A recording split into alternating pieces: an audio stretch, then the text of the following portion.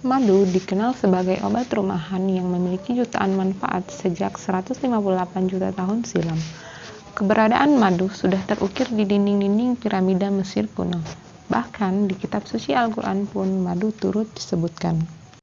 Seperti kita ketahui bahwa madu tidak lepas dari aktivitas yang dihasilkan oleh lebah. Terlepas dari hal tersebut, ternyata ada 5 fakta kecil dari kehidupan lebah yang hikmahnya tidak sekecil sangkaan kita selama ini. Yang pertama, hampir seluruh waktu hidup lebah bekerja hanya untuk menghasilkan madu. Seekor lebah bekerja dapat hidup sekitar 5 minggu saja pada musim panas dan sekitar 20 minggu pada musim dingin. Lebah pekerja ini seluruhnya adalah perempuan. Hampir sepanjang hidupnya hanya bekerja mengumpulkan serbuk sari bunga dan nektar untuk membuat madu.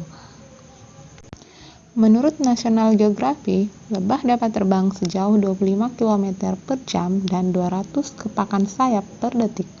Selain itu, seekor lebah memiliki 170 reseptor bau yang dapat menemukan sumber makanan terbaik untuk diproduksi menjadi madu.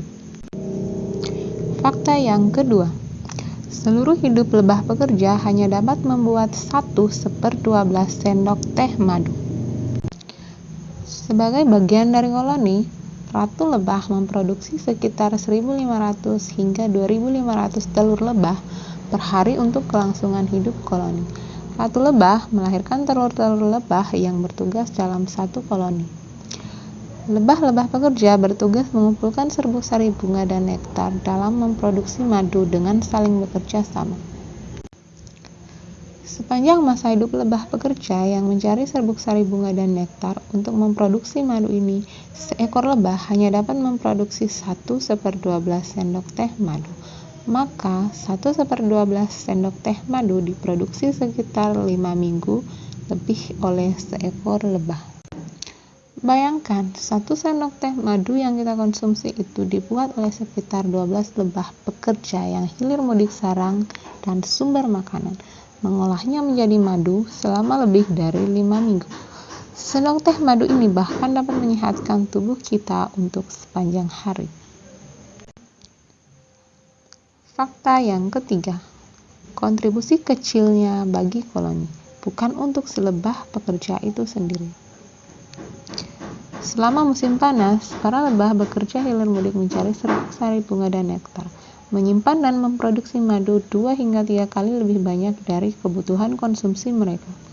Kerja keras lebah dalam mengumpulkan serbuk sari bunga bersama lebah lainnya dilakukan untuk kebutuhan makanan koloni, memproduksi madu royal jelly, serta cadangan makanan koloni selama musim dingin.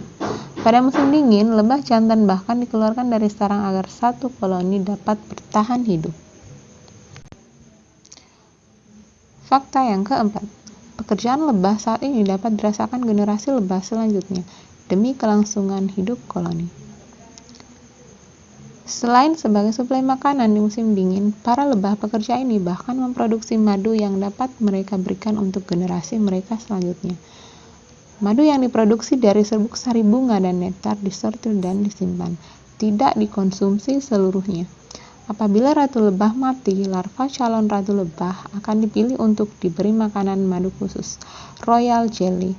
Royal jelly, makanan khusus ratu lebah ini diproduksi dari serbuk sari bunga terbaik yang didapatkan lebah pekerja, agar calon ratu lebah dapat tumbuh menjadi selayaknya ratu dan melahirkan generasi lebah selanjutnya. Fakta yang kelima, senyawa kimia neonicotinoids mengganggu lebah pekerja dan melangsungkan hidup koloni lebah. Setelah sekitar 15 tahun lebih, kehidupan koloni lebah mengalami penurunan yang amat drastis. Penelitian telah dilakukan untuk mencari tahu apa yang menyebabkan terjadinya koloni collapse disorder (CCD) pada lebah. CCD merupakan fenomena koloni lebah di dunia yang mengalami penurunan drastis. Neonicotinoids bekerja seperti halnya insektisida dengan memblok jalan neural spesifik dalam sistem pusat kegugupan serangga. Zat kimia ini merusak komunikasi para lebah, kemampuan mencari makan dan kembali pulang ke sarang, aktivitas terbang, kemampuan membedakan zat dari pembelajaran penciuman dan sistem imunnya, bahkan seluruh kemampuan lebah untuk dapat bertahan hidup.